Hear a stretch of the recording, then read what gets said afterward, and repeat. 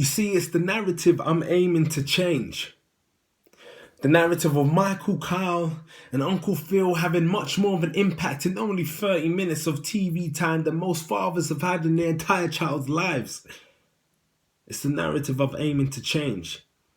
The narrative of men who not only focus on bringing home the bacon, but men who can focus on bringing the bread of life to lives in their homes and in their communities.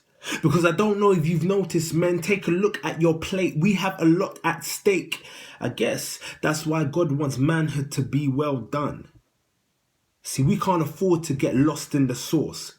I'm aiming to change the narrative to men who give their all to the main source. Now that's some food for thought, so come follow me as I aim to change the narrative.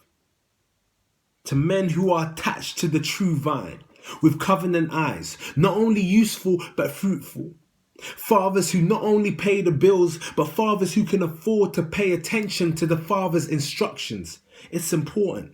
And why is that?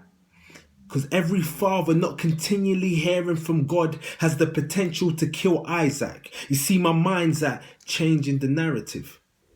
To men who can not only lift weights, but men who can also exercise patience. Where we don't wait for February 14th. When you come near us, you can smell it all around us. Love is the main fragrance. I'm waiting for the day where we stop praising fathers for actually being involved in their children's lives.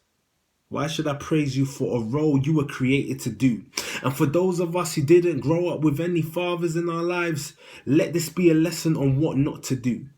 And let it be another lesson in forgiveness, as we forgive the men who trespassed against us. And Lord, lead us not into temptation to do the very thing that they did to us, to do to another child, another woman, or another man.